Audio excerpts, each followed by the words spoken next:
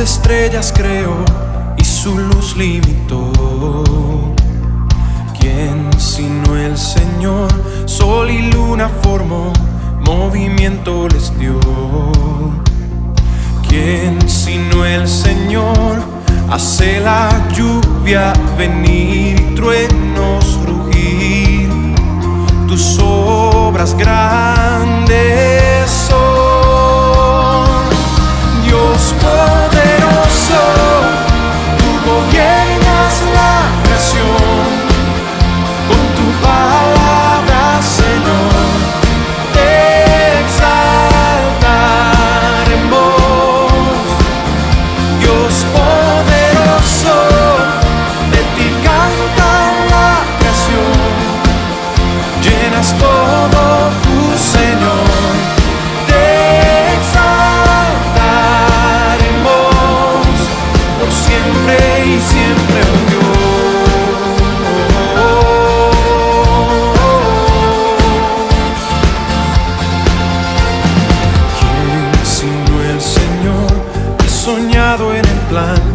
para al hombre salvar.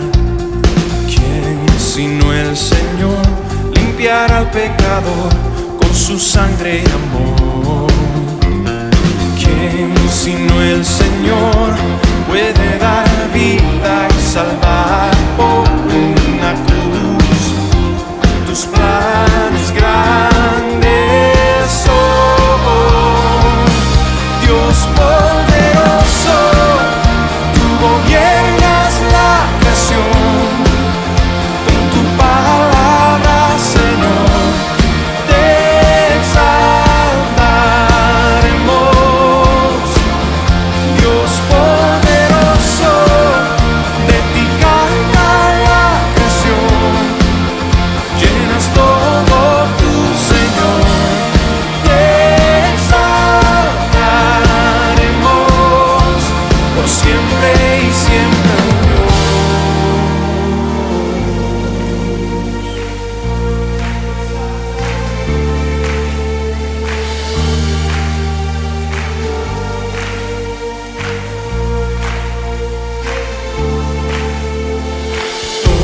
Todas las cosas vienen de ti y por ti, oh gran yo soy. Todo es tuyo y para ti, oh Señor, oh gran yo soy. Dios poderoso, tú gobiernas la creación. Con tu palabra, Señor, te exaltaremos. Dios poderoso, de ti canta la creación. Llenas todo tu Señor, te exaltaremos por siempre y siempre, oh Dios. Te exaltaremos por siempre y siempre, oh Dios.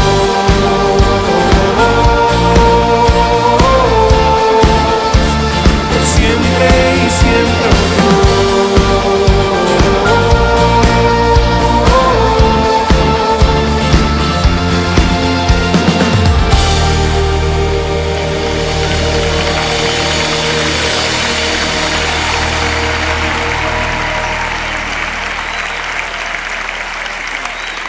Marcos capítulo 6, desde el verso 6 hasta el 13. He titulado este sermón un mensaje extraordinario. Verso 6, vemos la palabra de Dios en el nombre de Jesús. Y estaba asombrado de la incredulidad de ellos, y recorría las aldeas de alrededor enseñando. Después llamó a los 12 y comenzó a enviarlos de dos en dos, y les dio autoridad sobre los espíritus inmundos. Y les mandó que no llevasen nada para el camino, sino solamente bordón, ni alforja, ni pan ni dinero en el cinto, sino calzado, sandalias, y no vistiesen dos túnicas. Y les dijo: donde quiera que entréis en una casa, posad en ella, hasta que salgáis de aquel lugar. Y si en algún lugar no os recibieren ni os oyeren, salid de allí y sacudid el polvo que está debajo de vuestros pies, para testimonio a ellos. De cierto os digo que en el día del juicio será más tolerable el castigo para los de Sodoma y Gomorra que para aquella ciudad. Saliendo predicaban que los hombres se arrepintiesen, y echaban fuera muchos demonios y ungían con aceite a muchos enfermos y los sanaban. El 83% de las personas de esta generación cree que es más efectivo al evangelizar no hablar, sino simplemente tener un buen testimonio y hacer cosas. La mitad cree que 53% que sus acciones hablen en lugar de sus palabras. 50% cree que evangelizar es invitar a alguien para un servicio religioso, para una iglesia. Un 48% cree que es contar su testimonio personal, cómo conoció a Jesús, o contar sobre los beneficios que tiene el evangelio. Un 47% que cree que evangelizar es orar por alguien. Y esto llama la atención, puesto que estamos en una generación que es amante de la era digital, de escribir en las plataformas. Solamente un 20% de esta generación utiliza la plataforma digital para compartir el evangelio. Estamos hablando de la última encuesta, Barna.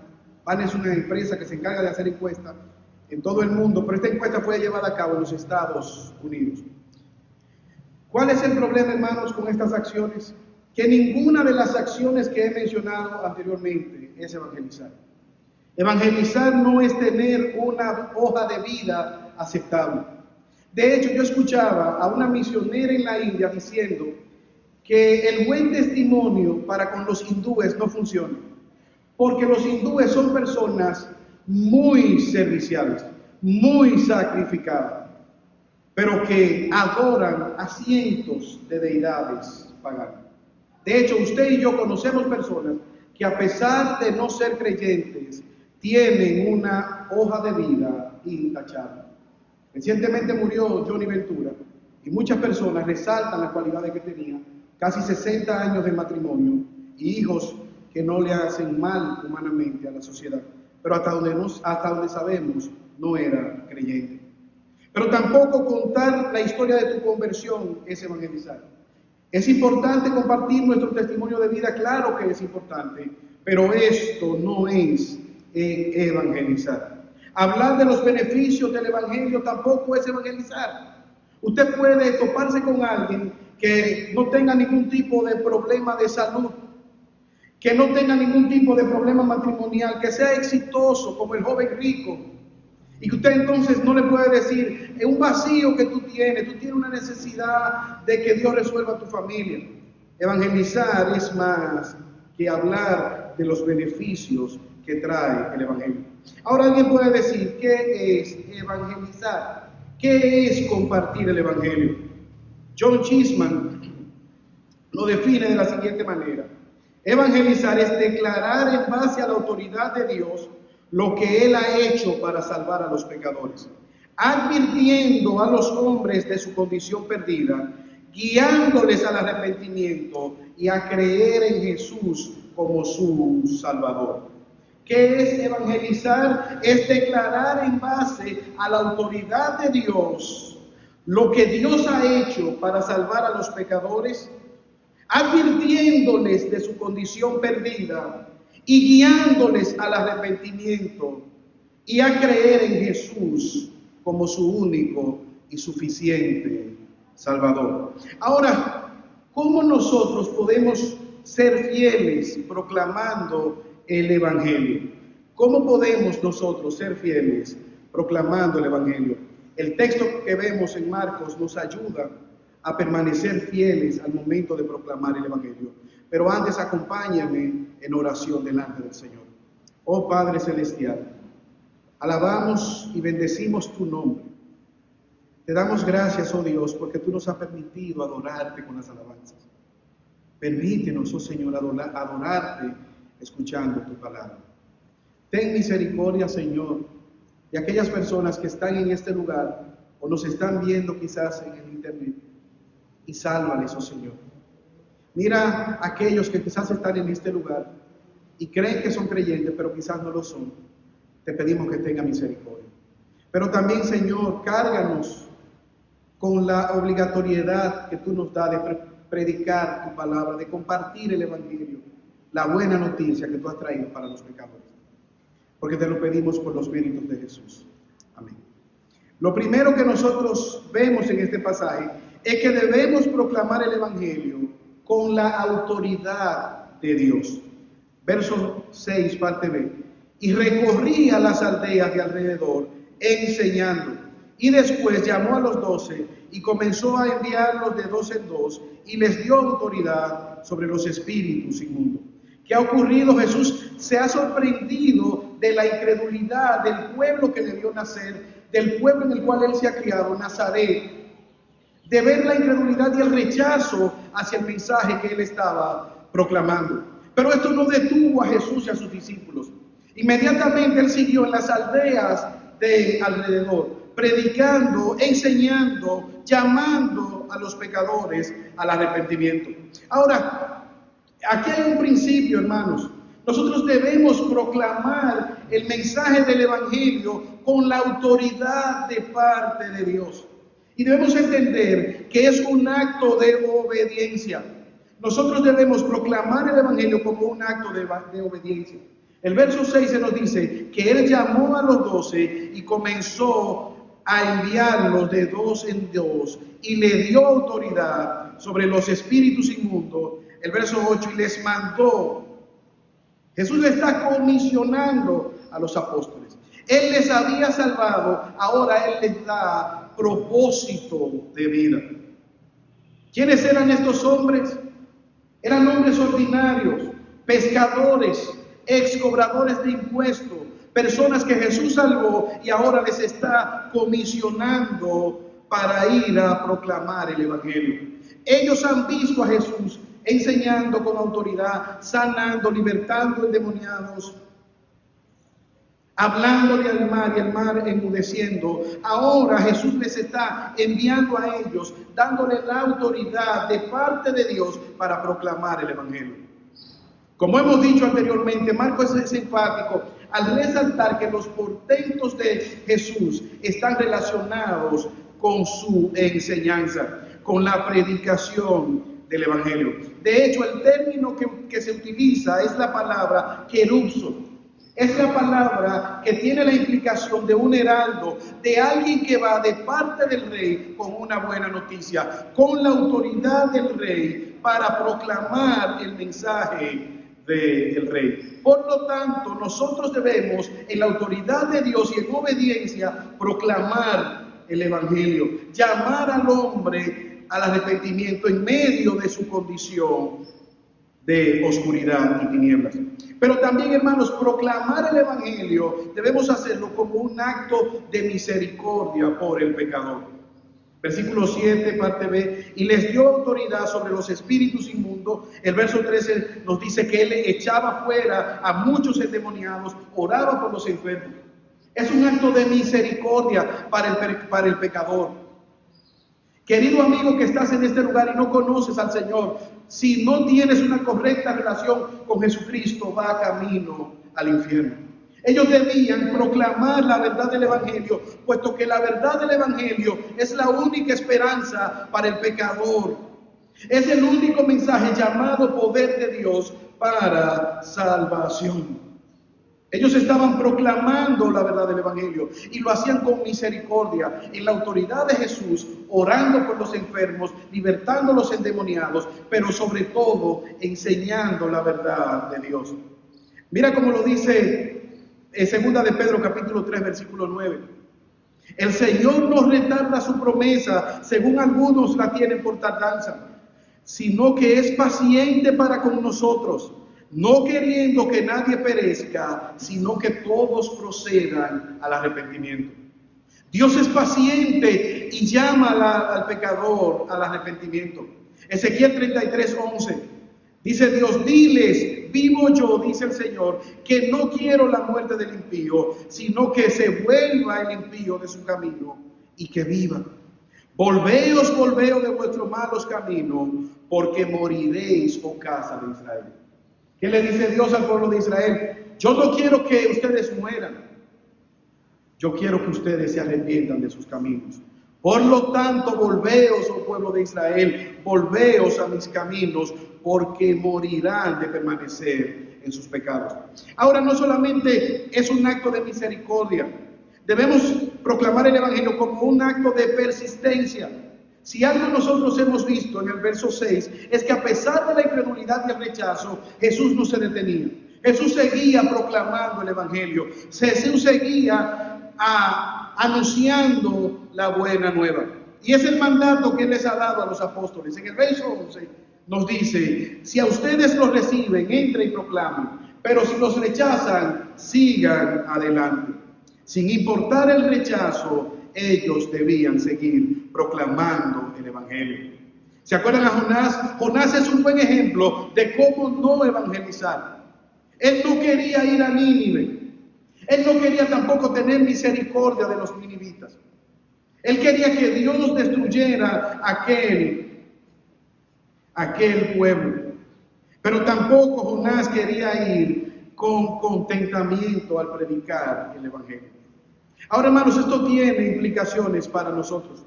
Porque al igual que ellos, nosotros debemos ser motivados a proclamar el Evangelio con autoridad de parte de Dios. Nosotros como creyentes no somos vendedores de productos de belleza. No estamos llamando al ser humano a que mejore su apariencia física. No somos terapeutas familiares, aunque el Evangelio hay principios de familia y practicamos la consejería bíblica. No somos coaches espirituales. ¿Qué es lo que somos? Nosotros somos embajadores, como dice el apóstol Pablo en 2 Corintios capítulo 5, verso 20. Somos embajadores en nombre de Cristo, como si Dios rogase por medio de nosotros. Os rogamos en nombre de Cristo, reconciliaos con Dios. Somos embajadores, estamos llamando a los enemigos de Dios a que se rindan o serán destruidos eternamente. El mensaje del Evangelio es: rinde tu rebeldía, baja los puños contra Dios, reconoce tu pecado, arrepiéntete y clama por misericordia. Ese es el mensaje que el no creyente tiene que escuchar. El Rey creador del universo te llama a que te rindas de tu rebeldía, de tu pecado y clames por misericordia. Oh hermanos, qué gran honor tenemos nosotros al ser heraldo del Rey de Reyes y Señor de Señores. Pero también es una gran responsabilidad el anunciar las buenas nuevas de Dios. Esto le ha sido dado a la iglesia como columna y baluarte de la verdad. Pero también, hermanos, esto tiene implicaciones para nosotros. Porque el mensaje del Evangelio no es uno más que tú sumas a tu conocimiento. El mensaje del Evangelio, la buena noticia del Evangelio, implica que tú vivas para la gloria de Dios. Si tú no estás viviendo para la gloria de Dios, tú no has entendido la obra de Cristo en la cruz del Calvario. Cristo vino en misiones a esta tierra, a salvar, a rescatar lo que se había perdido, proclamando, anunciando y finalmente dando su vida en un madero para reconciliarnos con Dios. Ahora no solamente debemos proclamar el Evangelio en la autoridad de Dios, sino también en dependencia de Dios, dependiendo de Dios. Lo primero que vemos en el texto es que debemos depender de las enseñanzas de Jesús. Jesús estaba recorriendo las aldeas enseñando. Versículo 11. Y si en algún lugar no os recibieren, ni os oyeren. Debemos depender de las enseñanzas de Jesús. Ellos iban ¿a qué? A reproducir lo que ya Jesús les había enseñado. Ellos habían estado en una universidad con Jesús, preguntando, aprendiendo, siendo corregidos por Jesús. Ahora ellos deben depender de las enseñanzas de Jesús. Y Jesús les envía a proclamar el Evangelio. Pero también ellos debían depender del cuidado de Dios. Versos 8 y 10. Y les mandó que no llevasen nada para el camino, sino solamente bordón, ni alforja, ni pan, ni dinero en el cinto, sino que calzasen sandalias y no vistiesen 2 túnicas. Y les dijo: donde quiera que entréis en una casa, posad en ella hasta que salgáis de aquel lugar. Dependiendo del cuidado de Dios, Dios proveerá los vestidos. En la vestimenta tradicional judía, ellos usaban una túnica interior, luego usaban otra túnica exterior, que incluso servía como capa o como frazada para arroparse. Tenían un cinturón y sandalias. ¿Qué les dice Jesús? No lleven nada de eso, solamente lo básico, con una túnica, con una sandalia, sin sin lo que tiene que ver con sin la bolsa del dinero, sin pan, sin el garrote, que es la palabra bordón. Los pastores andaban con un garrote y con un bastón para caminar y alar la oveja que se extraviaba. Pero también tenían un garrote, que es la palabra bordón, para defenderse de los ataques. Por lo tanto, Jesús les está diciendo, ustedes deben de depender también de que yo les voy a cuidar. No necesitan llevar un medio de defensa, yo les voy a proteger en medio del camino. No deben llevar pan adicional, yo voy a proveer para su alimento. Ni pan ni dinero en la cintura.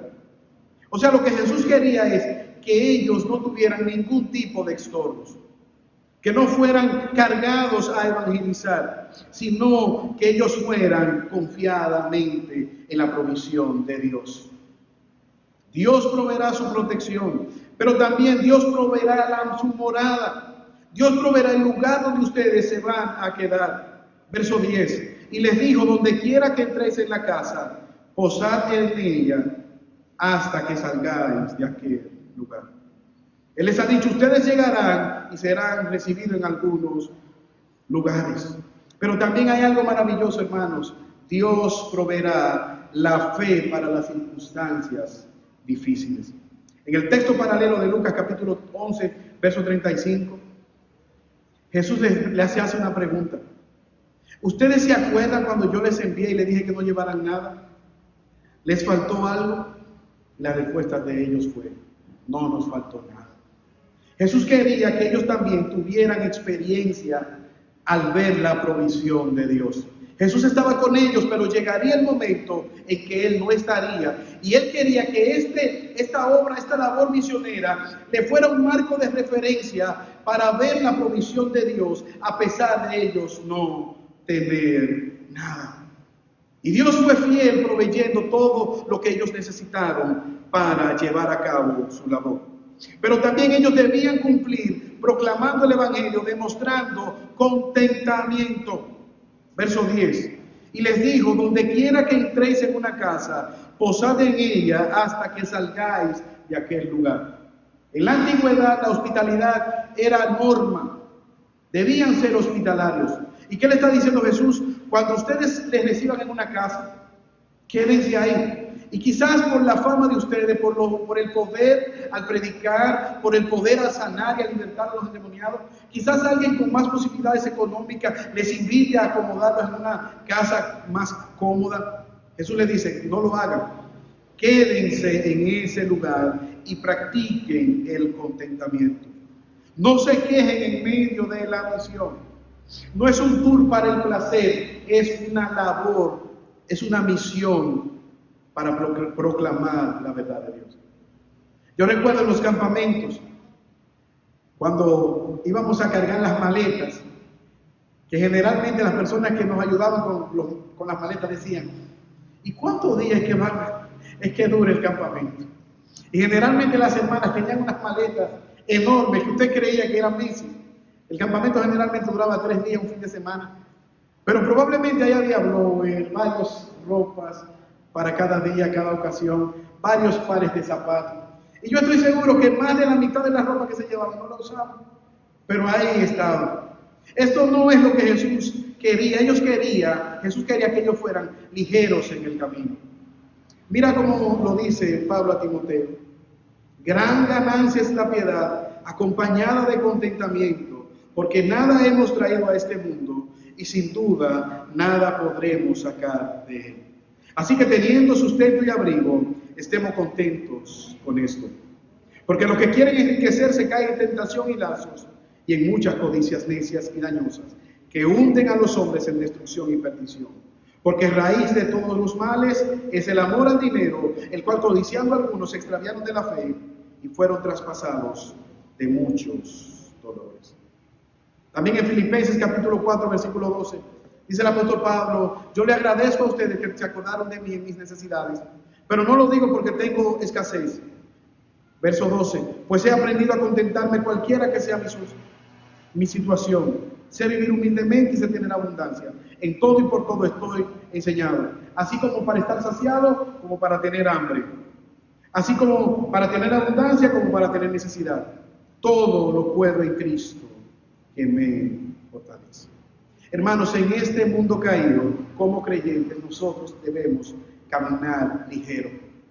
Caminar sin estar amando las cosas de esta tierra. Ahora, hermanos, eso tiene implicaciones para nosotros en el día de hoy. Porque no hay nada más efectivo que el sufrimiento, que la escasez, para ponernos a nosotros a dudar de la bondad y el cuidado de Dios. Como seres humanos caídos, con mucha facilidad, el sufrimiento nos hace olvidar la bondad de nuestro Dios. La escasez nos hace olvidar lo bueno que Dios ha sido proveyéndonos alimento durante toda nuestra existencia. Por lo tanto, el contentamiento es parte de nuestra confianza en Dios, evidencia cuánto nosotros confiamos en nuestro Señor. Teniendo contentamiento, sabiendo que Él cuida de nosotros. Vayan predicando el Evangelio, pero teniendo contentamiento al hacerlo. Finalmente debemos proclamar el Evangelio sin cambiar el mensaje de Dios. Versículos 11 y 13. Y si en algún lugar no os reciben ni os oyeren, salid de allí y sacudid el polvo que está debajo de vuestros pies, para testimonio a ellos. De cierto os digo que en el día del juicio será más notable el castigo para los de Sodoma y de Gomorra que para aquella ciudad. Debemos ir donde seamos bienvenidos y seguir adelante cuando seamos rechazados. Debemos ir y entrar donde seamos bienvenidos, pero cuando seamos rechazados nos deprimimos, abandonamos la misión, no seguimos compartiendo el Evangelio. Lo que Jesús está diciendo, inevitablemente los van a rechazar. A mí me han rechazado en el lugar de mi nacimiento, a pesar de ver los milagros, a pesar de ver los prodigios, a pesar de ver que resucité a una niña, hija de un hombre famoso de la ciudad. Ahora ustedes deben ir proclamando la verdad del Evangelio. Ahora mira las implicaciones que tiene el Evangelio. Jesús le dice, donde les reciban y os oyeren, quédense ahí. Pero donde no les reciban ni les oigan, sacudan el polvo de sus pies. Los israelitas, cuando iban por las ciudades paganas y llegaban a Jerusalén, sacudían el polvo de sus pies en señal de menosprecio a estas ciudades paganas. Pero lo que Jesús le está diciendo es, ustedes van a ir a ciudades judías. Y si esos judíos les rechazan, no les reciben, hagan lo mismo que ellos hacen cuando van a una ciudad pagana. Y lo que Jesús le está diciendo es que al rechazar el Evangelio ellos quedaban en tinieblas, cualquier ciudad pagana. Esto implica que el juicio de Dios era sobre ellos. Y esta es la condenación, que la luz vino al mundo, pero los hombres amaron más las tinieblas que la luz, porque sus obras eran malas. Esto fue lo que hicieron Pablo y Bernabé en Hechos capítulo 13, versículos 50 y 51. Pero los judíos instigaron a mujeres piadosas y distinguidas y a los principales de la ciudad y levantaron persecución contra Pablo y Bernabé y los expulsaron, dice Hechos 50. Entonces Pablo y Bernabé sacudieron contra ellos el polvo de sus pies y se fueron a Iconio. Hermanos, al escuchar el Evangelio es una buena noticia de gozo para el pecador cuando se arrepiente. Pero el mismo Evangelio, al ser rechazado, es condenación a aquellos que le dan la espalda a Dios. Por lo tanto, debemos proclamar el Evangelio sin cambiarlo, anunciando al pecador que hay una buena noticia, pero al mismo tiempo llamando al pecador al arrepentimiento. Versículo 12, y salieron, predicaban que los hombres se arrepintiesen. En Mateo 16, verso 6, sino id a las ovejas perdidas de la casa de Israel. ¿Qué es el arrepentimiento? El arrepentimiento es una gracia dada por Dios mediante el Espíritu Santo, en la cual un pecador es humillado interiormente y visiblemente reformado. Es la gracia de Dios, como decía Watson, es verse como un pecador perdido, es sentir dolor por el pecado, que te lleva a la confesión del pecado, pero al mismo tiempo tú sientes vergüenza por tu pecado, que te lleva a aborrecer el pecado y apartarte de él, volviéndote a Dios. Eso es el arrepentimiento. No es simplemente sentirte mal, no es simplemente sentir quizás vergüenza, es que ese sentirte mal, es que ese dolor te lleve a confesar tu pecado delante de Dios y a la vez a reconocerle como el único y suficiente Salvador. Llamando al arrepentimiento. Ese era el mensaje que ellos tenían delante de aquel pueblo de cada aldea. Hermanos, amigo que me estás escuchando, ¿hay arrepentimiento en tu corazón? ¿Realmente puedes tú verte como un pecador? ¿Realmente sientes tu dolor cuando pecas? ¿Te estás tú apartando cada día del pecado y volviéndote a Dios? ¿Hay evidencia de crecimiento en tu vida? Estos hombres estaban llamando al arrepentimiento, pero también dejando los resultados a Dios. Versículo 12. Saliendo predicaban que los hombres se arrepintieran y echaban fuera muchos demonios y ungían con aceites a muchos enfermos y los sanaban. A pesar de las persecuciones, a pesar del rechazo, ellos debían confiar en Dios. ¿Qué es evangelizar? John Stott dice, no significa ganar convertidos, sino simplemente anunciar las buenas nuevas independientemente del resultado. Como iglesia, como creyente, muchas veces queremos ver los resultados inmediatamente, pero no nos toca a nosotros producir los resultados. Simplemente debemos proclamar el evangelio y dejar los resultados a Dios. Escuché el testimonio de un pastor que estaba en un lugar difícil plantando una iglesia. Y alguien le dijo, ¿y por qué no te vas de este lugar y plantas la iglesia en otro lugar donde te puedan recibir? Y aquel pastor le dijo, yo lo he pensado, pero hay un carpintero de Nazaret clavado en una cruz que no me deja irme. Hermanos, no debemos preocuparnos por los resultados. Que tú veas que quizás tu familia te rechaza y que no te escucha. Predícale el evangelio, ora por ellos, llámales al arrepentimiento y deja que el Señor produzca los resultados en él. ¿Qué hemos visto, hermano? Que debemos proclamar el evangelio con la autoridad de Dios. Que debemos proclamar el evangelio en dependencia de Dios, pero también debemos proclamar el evangelio sin cambiar el mensaje. No importa el rechazo, no importa la oposición, debemos proclamar el evangelio.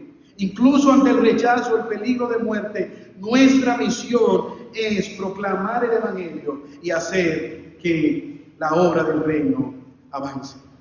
Hace algunos días, quizás un mes o 2 meses, yo estaba caminando hacia la casa de mi suegra Arcelia y en la acera vi como una carta, un papel bien doblado, y encima había una menta.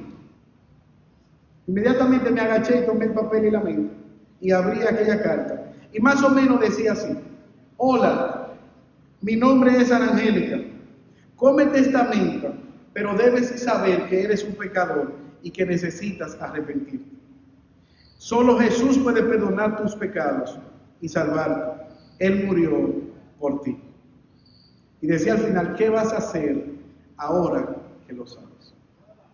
Esta fue una iniciativa evangelística de mi sobrino.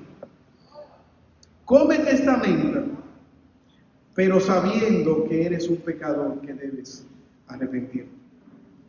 Cómete esta menta, pero sabiendo que solo Jesús puede perdonar tus pecados y salvarte.